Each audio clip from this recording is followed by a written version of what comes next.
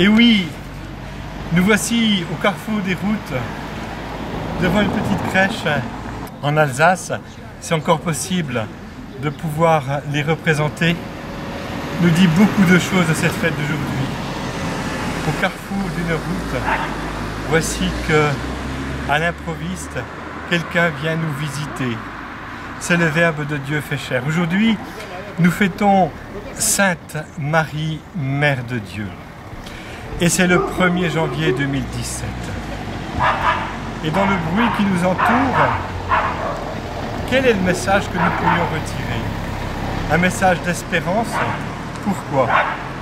Parce que cette mère n'est pas comme les autres. Elle est la Vierge Marie. Mais qu'est-ce que ça veut dire être la Vierge Marie? Ça veut dire que le Verbe de Dieu s'est fait chair en elle, le Fils de Dieu s'est incarné. Dieu, le Créateur, nous a rejoints. La distance entre lui et nous est comme cassée parce qu'il est au milieu de nous. Il s'est fait l'Emmanuel, Dieu avec nous. Pour que nous devenions avec lui, l'homme avec Dieu. Et la Vierge Marie est fêtée comme la Mère de Dieu parce que cette personne qui est son Fils a deux natures, une nature humaine et une nature divine. Mais une seule personne vit, c'est la personne du Verbe de Dieu fait chair. Dieu est Père, Fils et Saint-Esprit. Et cette réalité est tellement immense, tellement grande, que nous n'avons pas fini d'en voir toutes les conséquences. D'abord, pourquoi la Trinité? Parce que Dieu est amour. Et Dieu, pour être amour, a besoin d'être au moins deux. Le Père et le Fils, éternellement, s'aiment, se donnent l'un à l'autre, s'accueillent mutuellement, et leur commun amour, leur commune relation, leur commune vie, c'est une personne amour qu'on appelle l'Esprit Saint. Et parmi ces trois personnes divines, formant un seul Dieu, un grand mystère, un nous a rejoints, c'est le Fils, le bien-aimé du Père. Ainsi, aujourd'hui, nous fêtons la mère de ce Fils éternel, le Fils de Dieu. On le nomme Yeshua, Dieu qui sauve, Jésus. Mais quel bonheur d'être avec ce Jésus, quel bonheur de le découvrir, quel bonheur de savoir, puisqu'il est Fils de Dieu, puisqu'il est le Verbe de Dieu, au cœur de la Trinité Sainte, il habite le fond du cœur de tout homme sans exception, car tout être humain est habité par la Trinité Sainte. Tout être humain, par vocation, est appelé à devenir fils, bien-aimé du Père en Jésus. Mais tant qu'il n'est pas baptisé, il ne vit pas de cette conscience spirituelle. Et il lui faut la grâce du baptême pour que s'ouvrent en lui toutes ses potentialités. Tout ce qui est capable, qu'il est capable de vivre avec Dieu, sera comme concentré dans ce germe de vie qu'on appelle la grâce du baptême.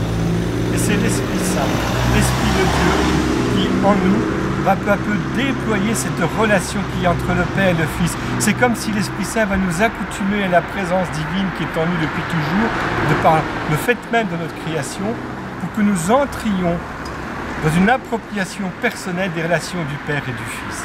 Mais c'est merveilleux cette affaire-là. C'est ça la fête de Noël. Dieu qui nous rejoint pour que nous puissions rejoindre Dieu. Et aujourd'hui, c'est le 1er janvier. Qu'est-ce que nous allons souhaiter comme vœu? La bénédiction du livre des Nombres, chapitre 6. Prions Dieu que le Seigneur nous bénisse, qu'il nous montre sa face et qu'il nous donne sa paix. Mais cette paix, d'où vient-elle? Ah, la paix promise, elle vient de celui qui est le prince de la paix. La paix, elle vient d'un fruit. Un fruit lié à une relation qui nous fait vivre, qui nous comble. C'est la relation trinitaire en chacun d'entre nous. Il est possible que 2017 soit marqué par des échecs successifs dans des recherches de paix. Il est possible que 2017 continue tous ces drames qui touchent la vie économique, sociétale, politique de notre pays et du monde entier. Pourquoi pas? Et que la paix extérieure soit bien menacée, bien altérée. Mais nous avons cette certitude, c'est que la paix de Dieu est une paix qui nous est donnée d'en haut. Et cette paix, personne ne pourra nous l'enlever. Cette paix, c'est la paix de l'amour. c'est la paix de celui qui est la paix en personne, le prince de la paix. Et la paix peut coexister avec des épreuves, avec des purifications, elle peut coexister avec des contraintes économiques, sociétales, politiques et médiatiques même. Mais ce qu'on ne pourra jamais nous enlever, c'est cette vie trinitaire. Et cela, aucun pouvoir, aucune organisation, même la plus occulte, la plus cachée, ne pourra enlever du cœur de l'homme ce principe qui le fait vivre, qui est le mystère de communion du Père et du Fils dans l'Esprit Saint. Et ça, c'est la grande richesse, c'est le grand trésor, c'est la grande, je dirais, la grande force cachée de Dieu dans l'humanité pour transformer le monde. Ah, si nous savions ce que signifie être habité par Dieu, par la Trinité Sainte, avoir accès à ces échanges et peu à peu nous accoutumer à cette relation faite d'abandon, de confiance, de douceur, tout à la fois de force, car notre Dieu nous rend forts devant l'adversité. Cette relation entre le Père et le Fils. La Vierge Marie est celle qui va nous ouvrir ces perspectives. En effet, Marie est celle qui reçoit du Père le Verbe de Dieu en son cœur. Elle y croit, elle adhère à cette parole. L'ange lui a dit, car rien n'est impossible à Dieu. Ce qui fait qu'aujourd'hui, la Vierge Marie, pourrait-on dire, est la spécialiste de la Trinité Sainte. C'est elle qui nous ouvre au mystère de Dieu en trois personnes. C'est elle qui nous fait découvrir que Dieu est Père parce qu'il a un Fils et que ce Fils lui a été confié et à travers elle, nous a été confié, m'a été confié.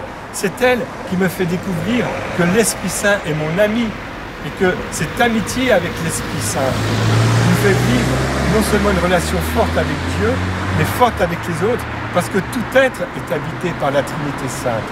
Et comme Marie est au cœur de la Trinité Sainte, comme Marie est la mère de Dieu et que le Fils éternel ne s'est jamais séparé de sa mère terrestre, elle est au ciel dans la gloire avec lui, corps et âme. Et Marie, au cœur de la Trinité Sainte, nous invite à entrer dans un consentement à se laisser aimer, un fiat, et nous entraîne aussi dans une action de grâce, dans une louange, dans un magnificat. Et surtout, Marie nous aide à nous laisser saisir par le don de la parole de Dieu. Cette parole qui est une parole de vie, une parole pour aujourd'hui, une parole pour toujours, une parole qui accomplit ce qu'elle fait. Oui, la Vierge Marie nous apprend que notre cœur est fait pour être ensemencé par cette parole, comme le cœur l'a été, et son cœur a été disponible totalement. Il n'a trouvé aucun obstacle à cette parole. Ce cœur est parfaitement vierge, c'est-à-dire il ne reçoit que la parole de Dieu et rien d'autre. Aucune ivraie dans son cœur. Le nôtre, malheureusement, est un mélange de bon grain et d'ivraie, comme c'est dit dans la parabole par Jésus. Seulement, la Vierge Marie, dès lors qu'elle a existé dans le sein de sa maman, par son immaculée conception, est préservée de toute atteinte à la pureté, à la limpidité, à la disponibilité qui l'empêche justement par le péché, par une résistance à recevoir de manière intacte la parole de Dieu en elle. C'est sa virginité en profondeur qui est manifestée aussi dans son corps, puisque cet enfant qu'elle reçoit, elle le reçoit du don de l'Esprit Saint. Et cet enfant, elle n'aura pas d'autre enfant que lui. Quand elle va le mettre au monde, Dieu va vouloir marquer dans son corps un signe prophétique en lien avec la résurrection de ce Fils. Plus tard, après sa mort, quand il va apparaître, toute porte close au cénacle. Marie ne va pas être atteinte dans sa virginité.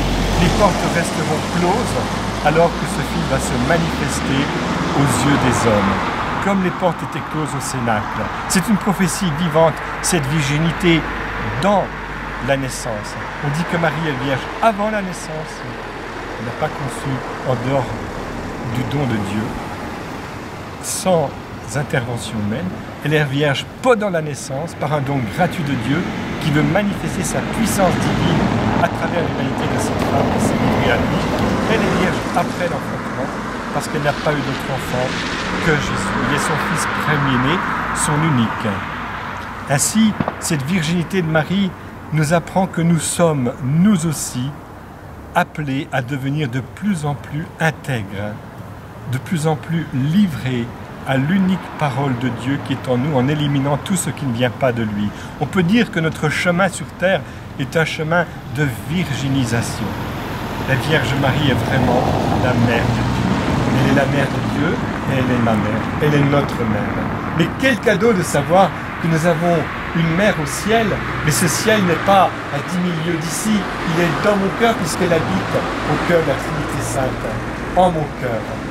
Ainsi, la Vierge Marie m'aide à rentrer dans une relation plus facilement du Fils vers le Père et me recevoir du Père en Jésus et vivre de cette aspiration d'amour qu'est l'Esprit Saint qui aspire cette relation Père-Fils et qui me la donne comme nourriture, si je puis dire, à la mesure de ma capacité de m'en enrichir et puis ensuite de la transmettre.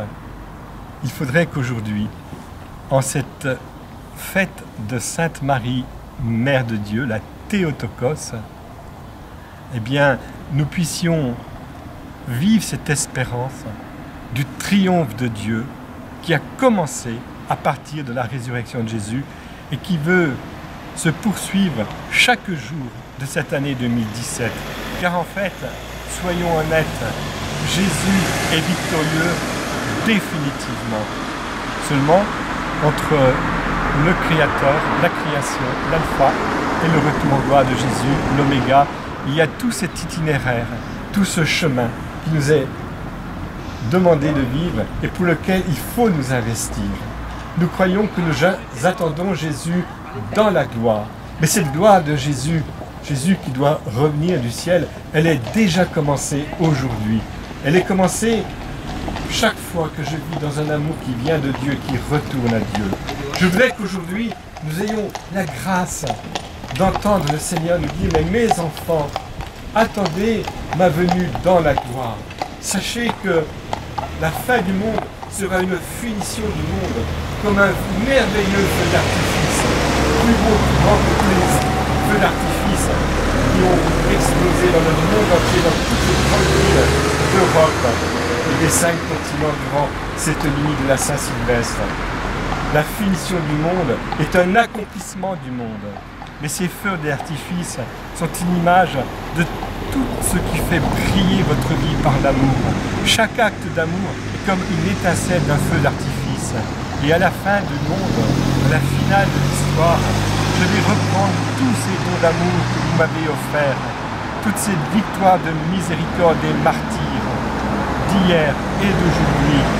Et alors, je vais en faire un feu d'artifice qui va éclairer tout l'univers et qui va faire hâter ma venue dans la gloire parce que les hommes, attirés par cette lumière et cette beauté, vont dire avec l'Église, poussés par l'Esprit Saint, l'Église, mon épouse, viens Seigneur Jésus, viens, ne tarde pas.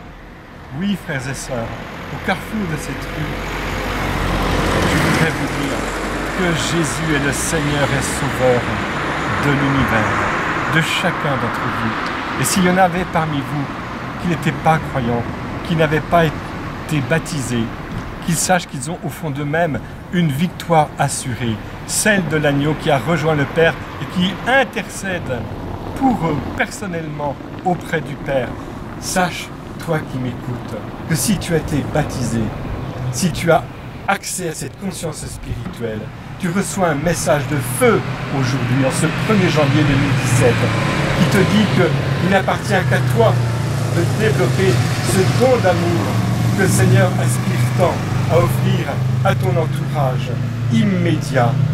Et puis, à travers ton entourage, à travers le lieu où tu es engagé ici et maintenant, il veut donner toute sa mesure de grâce et d'amour par toi, pas seulement dans ta nation, pas seulement dans l'univers, mais au monde entier, au cosmos. Car toute âme qui s'élève, élève le monde. Est-ce que tu crois que le don de toi-même et ton ouverture à te laisser aimer peut transformer l'univers?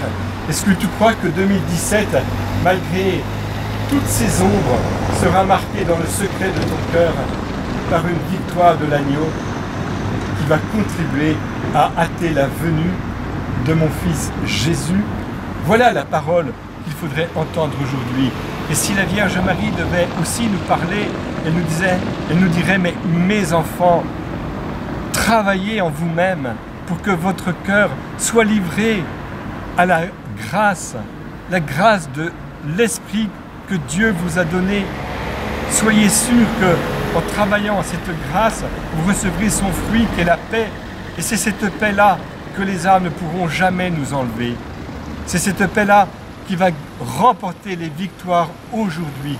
Parce que pour vous, je suis la femme promise. Et j'ai besoin de vous, de votre paix, de la paix de votre cœur. J'ai besoin que se dilate en vous votre capacité d'amour de Dieu et du prochain. Et c'est cette capacité que le monde ne pourra jamais vous dérober. Parce qu'elle vient d'en haut. Et c'est en haut, il vient de la profondeur de votre cœur, livré à la grâce de Dieu qui est en vous. En ce jour de ta fête, Sainte Marie, Mère de Dieu, nous voulons nous laisser attirer par le mystère de ta virginité. Et comme toi, concevoir Jésus dans notre cœur, le porter en nous, le donner au monde. Et comme toi, consentir à renoncer peu à peu à tous les faux semblants des joies du bonheur de ce monde qui passe, pour n'accueillir que la joie essentielle de la vie de Dieu en nous.